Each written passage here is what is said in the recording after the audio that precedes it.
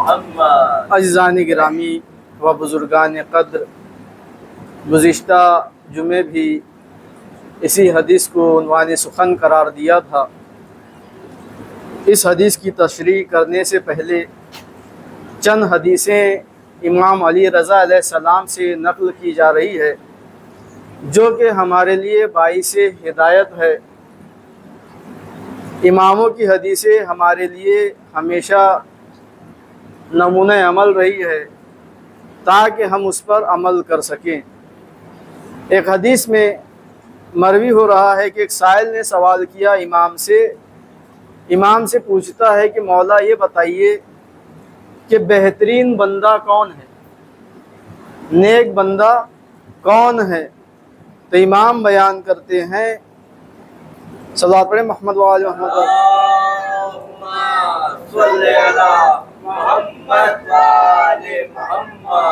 نیک بندہ وہ ہے کہ جب وہ نیکی کرتا ہے تو خوش ہوتا ہے، اور جب کوئی برا کام کرتا ہے، کوئی گناہ کا کام انجام دیا تو وہ استغفار کرتا ہے، یہ اس کی دوسری صفت ہے۔ اور اگر کوئی چیز اسے عطا کی جائے، کوئی نعمت اسے حاصل ہو یا کوئی گفٹ اسے ملے تو وہ شکریہ ادا کرتا ہے، یہ تیسری صفت۔ اور اس کے بعد اگر وہ کسی مصیبت میں، بلا میں گرفتار ہوتا ہے تو نیک بندہ کون ہوتا ہے؟ جب بلا میں گرفتار ہوتا ہے تو وہ اس بلا پہ صبر کرتا ہے، شکوہ نہیں کرتا۔ اور جب کبھی وہ کسی پہ خشمگین ہوتا ہے، اسے غصہ آ جاتا ہے تو وہ کیا کرتا ہے؟ سامنے والے کو معاف کر دیتا ہے۔ یہ نیک بندے کی صفت امام نے بتائی ہے کہ نیک بندہ وہ ہے جس میں یہ 5 صفتیں پائی جاتی ہے۔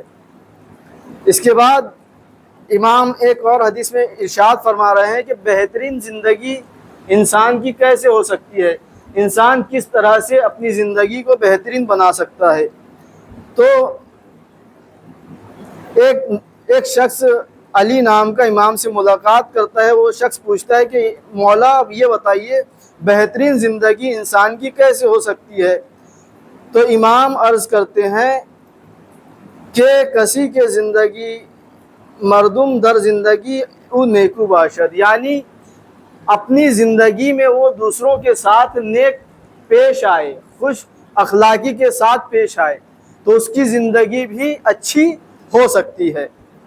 اب ایک بہترین حدیث امام بیان فرما رہے ہیں کہ انسان کو چاہیے کہ اسے جو نعمتیں عطا ہوتی ہے وہ اس کی حفاظت کرے۔ امام فرما رہے ہیں جو نعمتیں ہوتی ہے وہ وحشی ہوتی ہے، وحشی یعنی جنگلی ہوتی ہے، اور جو جنگلی جانور ہوتا ہے وہ اس کو جب انسان پکڑتا ہے تو اسے باندھ کر رکھنا پڑتا ہے، جیسے ہی اسے چھوڑا جاتا ہے وہ بھاگ جاتا ہے۔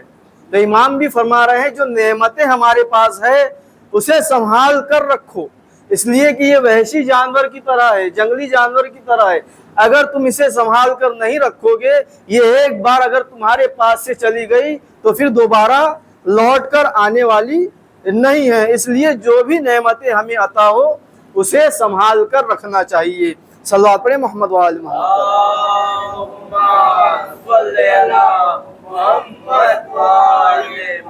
اور ایک بہترین حدیث امام عرض فرما رہے ہیں، بیان کر رہے ہیں کہ ہم تو اپنے رزق کی دعا کرتے ہیں کہ ہمارا رزق بڑھ جائے، ہمارے رزق میں بڑھوتری ہو، ہمارے رزق میں اضافہ ہو، یہ ہر بندہ مومن دعا کرتا ہے کہ ہمارے رزق میں بڑھوتری ہو۔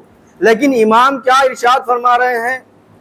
ہر کے از خداوند عز و جل بے اندک روزی خوشنود باشد، یعنی جو بھی مومن بندہ کم روزی پر اللہ تعالیٰ سے خوش ہو جاتا ہے، یعنی اللہ تعالیٰ نے جتنا اس کا رزق رکھا ہے اتنے پر ہی وہ راضی ہو گئے، یعنی کم روزی پر ہی وہ راضی ہو جائے تو اللہ تعالیٰ بھی اس کے کم عمل سے راضی ہو جاتا ہے۔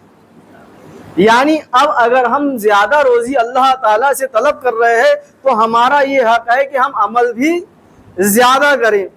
زیادہ روزی چاہنے کا مطلب ہی یہ ہے کہ ہمارا عمل بھی زیادہ ہو، لیکن انسان کا جیسے جیسے رزق بڑھتا چلا جاتا ہے ویسے ویسے دیکھا گیا ہے کہ اس کا عمل کم ہوتا چلا جاتا ہے۔ لہٰذا امام فرما رہے ہیں کم روزی چاہنے والے سے اللہ تعالیٰ بھی اس کے کم عمل سے راضی ہو جاتا ہے۔ صلوات پڑھیں محمد و آل محمد۔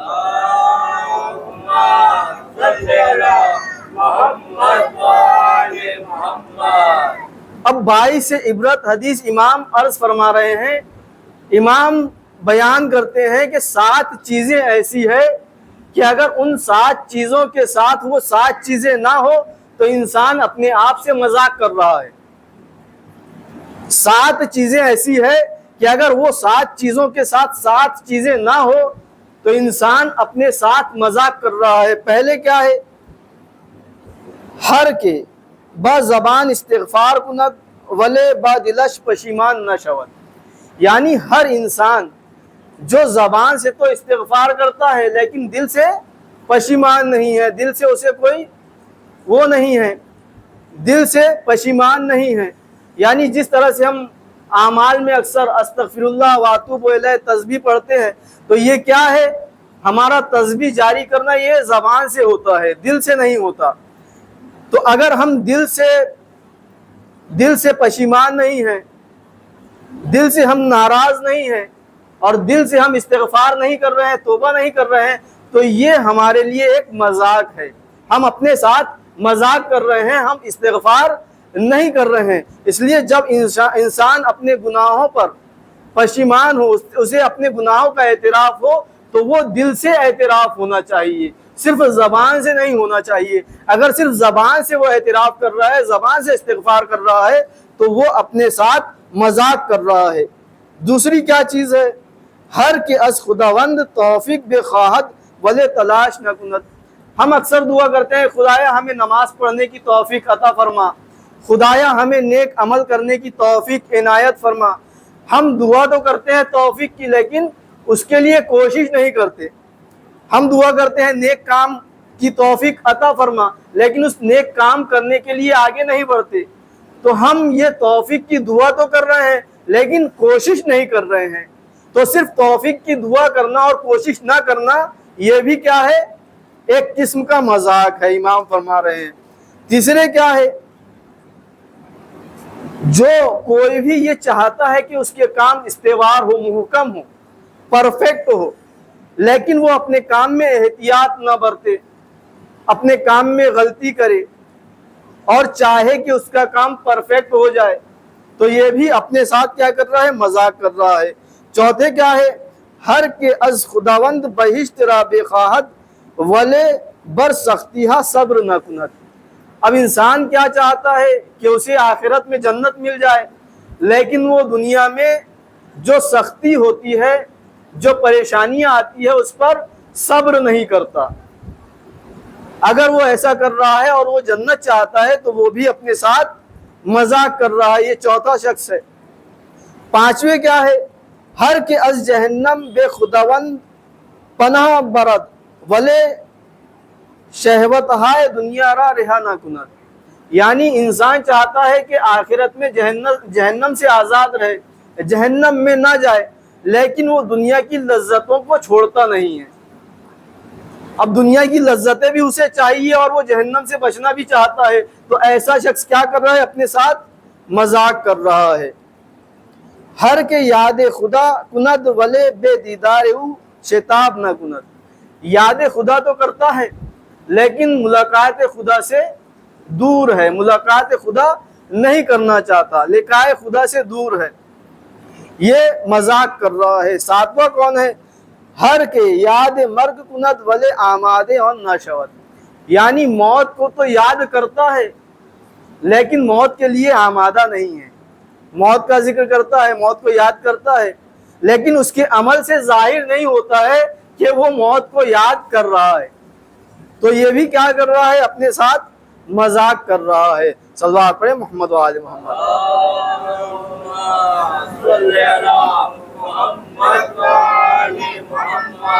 گزشتہ جمعے میں یہ حدیث بیان کی تھی لیکن اس کی تشریح باقی رہ گئی تھی۔ مومن اس وقت تک مومن نہیں ہو سکتا جب تک اس میں 3 سنتیں، 3 صفتیں نہ پائی جائے۔ پہلی سنت اللہ تعالیٰ کی ہے، دوسری سنت پیغمبروں کی ہے اور تیسری سنت اماموں کی ہے۔ پہلی سنت کیا ہے اللہ تعالیٰ کی؟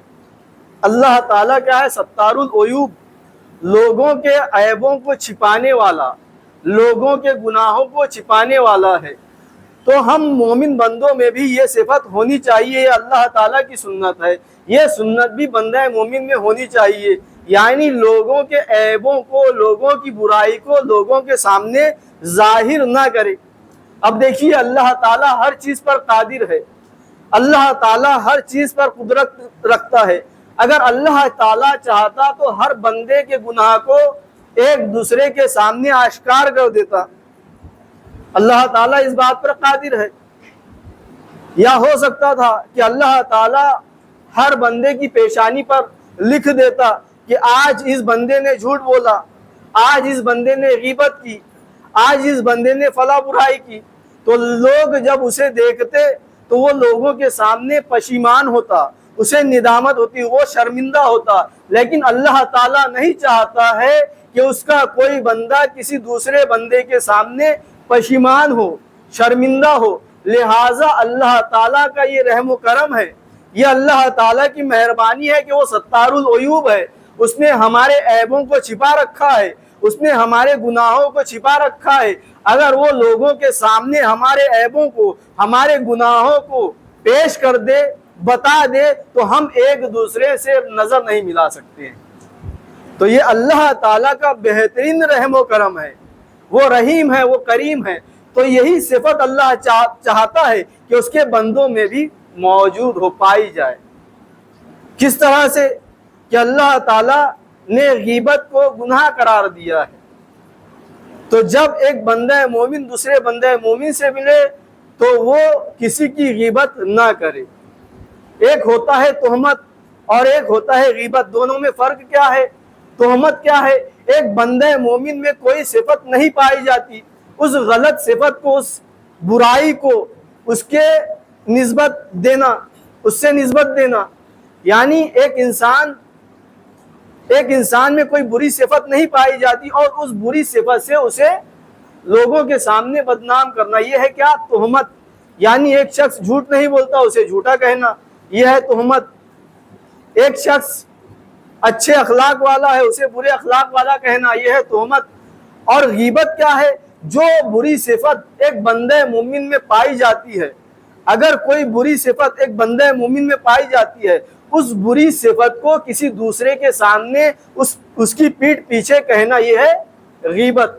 تو اللہ تعالیٰ غیبت کو بھی برداشت نہیں کرتا، یعنی وہ صفت اس میں پائی جاتی ہے لیکن اللہ چاہتا ہے کہ اس بری صفت کو بھی لوگوں کے سامنے بیان نہ کیا جائے۔ اور امام فرماتے ہیں تمہارا سچا دوست وہ ہے جو تمہاری برائی کو تمہارے سامنے بتائے۔ اگر ہم چاہتے ہیں کسی بندے کو نیک بنانا، اس کی اصلاح کرنا چاہتے ہیں، تو اس کی برائی کو لوگوں کے سامنے بیان نہ کریں، بلکہ اچھے اخلاق سے، اچھے طریقے سے اسی بندے کے سامنے پیش کریں تاکہ وہ اپنی غلطی کو سدھار سکے۔ صلوات پڑھیں محمد و آل محمد۔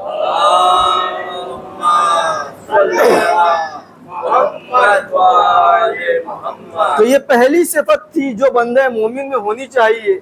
دوسری صفت اچھا اخلاق ہونا، جیسا کہ پیغمبر اکرم کا ہمارے اخلاق تھا، اور پیغمبر اکرم نے اپنے اچھے اخلاق کی بنا پر ہی دنیا میں دین اسلام کو پھیلایا ہے۔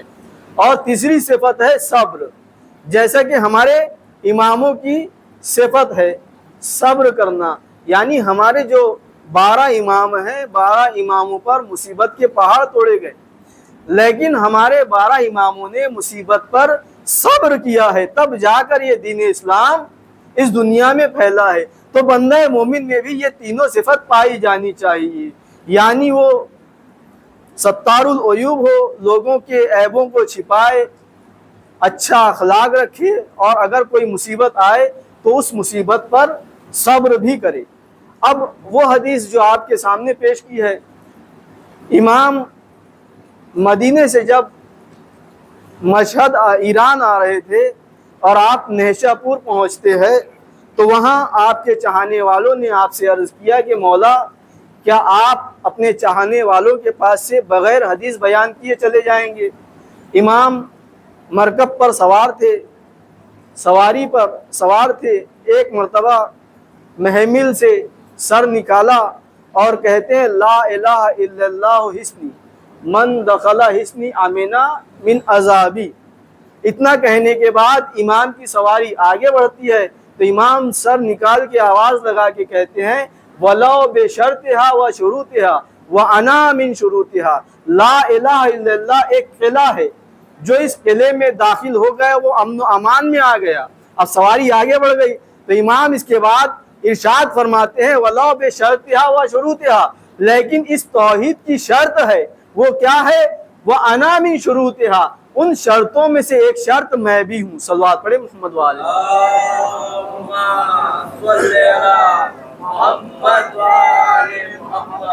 عزیزان گرامی، زیارت امام علی رضا علیہ السلام کے بارے میں ملتا ہے کہ جو زیارت کربلا کر لے، یعنی امام حسین علیہ السلام کی زیارت کر لے اور امام علی رضا علیہ السلام کی زیارت نہ کرے تو اس کی زیارت مکمل نہیں ہے، گویا اس نے امام حسین علیہ السلام کی زیارت بھی نہیں کی۔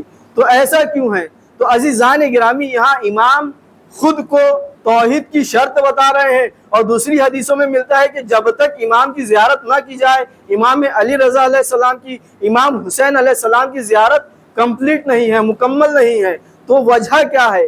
تو عزیزان گرامی، وجہ یہ ہے کہ بعض ایسے عقیدے والے ملتے ہیں، بعض شیعہ ایسے ہیں کہ جو 6 اماموں تک ہے، 6 اماموں کے بعد ان کا طرز عمل بدل جاتا ہے، ان کے اماموں کی روش بدل جاتی ہے، بعض 7 اماموں تک ہے، لیکن جو 8ویں امام کو مان لے، یعنی امام علی رضا علیہ السلام کو جس نے مان لیا، اب اسے 12ویں امام کو بھی ماننا ہے، یعنی جو 8 امام تک آ جاتے ہیں وہ 12ویں امام تک ضرور پہنچ جاتے ہیں، لہٰذا اس 8ویں امام کی ولایت نہایت ضروری ہے اور بہت اہمیت کی حامل ہے۔ تو مولا جو یہاں شرط بیان کر رہے ہیں، ایسا لگتا ہے یہاں پر مولا تجدید غدیر کا اعلان کر رہے ہیں، جس طرح سے غدیر خم کے میدان میں پیغمبر اکرم نے مولائے کائنات کی ولایت کا اعلان کیا، یعنی نبوت کا اختتام ولایت مولائے کائنات پہ ہوا ہے۔ تو یہ ولایت جو پہلے علی کی ولایت ہے وہ 8ویں علی سے منسلک ہو گئی، یعنی جو اس ولایت کو 7ویں امام تک لائے، 6ویں امام تک لائے، وہ ولایت کمپلیٹ نہیں کر پائے گا، اس کی ولایت کامل نہیں ہوگی۔ ولایت کہاں سے کامل ہوگی؟ یہاں 8ویں امام ارشاد فرما رہے ہیں وَأَنَا مِن شُرُوطِهَا، ان شرطوں میں سے، توحید کی شرطوں میں سے ایک شرط میں بھی ہوں، یعنی جنہوں نے 6ویں امام تک چھوڑ دیا، جنہوں نے 7ویں امام تک چھوڑ دیا، ان کی ولایت مکمل نہیں ہے۔ جو 8ویں امام کی ولایت سے پھر شروع کریں گے ان کی ولایت مکمل ہوگی۔ صلوات پڑھیں محمد والے۔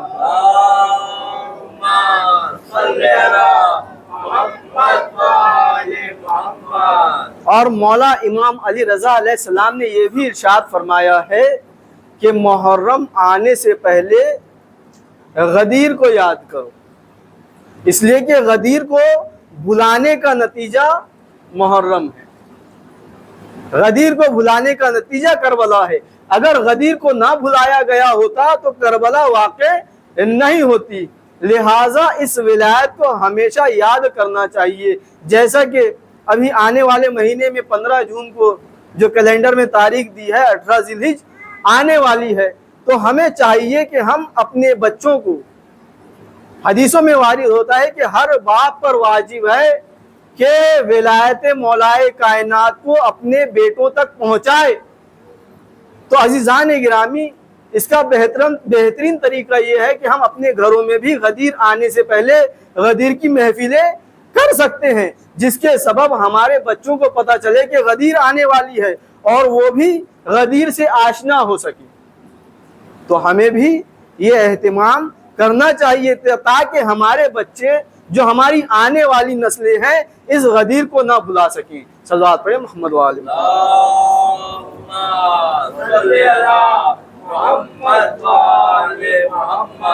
تو عزیزان گرامی، یہاں امام علی رضا علیہ السلام بیان کر رہے ہیں کہ توحید اس وقت تک مکمل نہیں ہو سکتی جب تک ہم اہل بیت کی ولایت کو نہ مانا جائے۔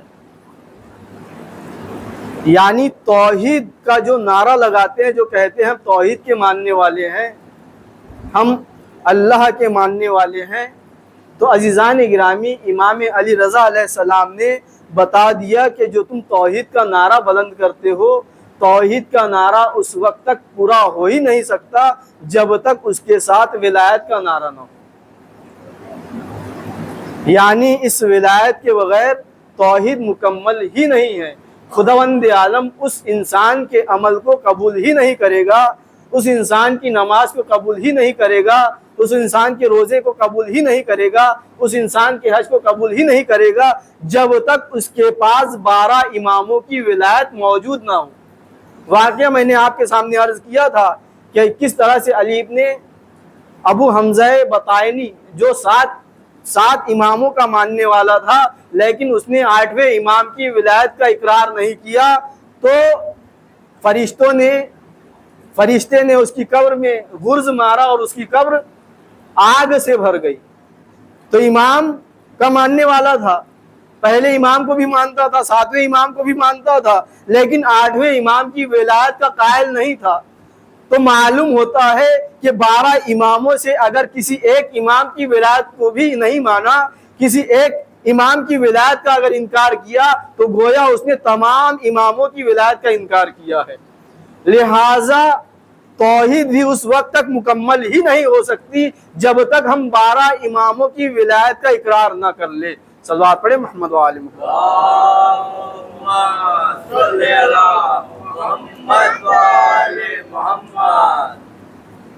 خدایا ہمیں 12 اماموں کی ولایت پر مرتے دم تک قائم رکھ، اور ہماری نسلوں میں ہمیشہ ان ولایت کے شہدائی پیدا ہوتے رہیں، ولی امام عصر امام زمانہ علیہ السلام کے چاہنے والے پیدا ہوتے رہیں۔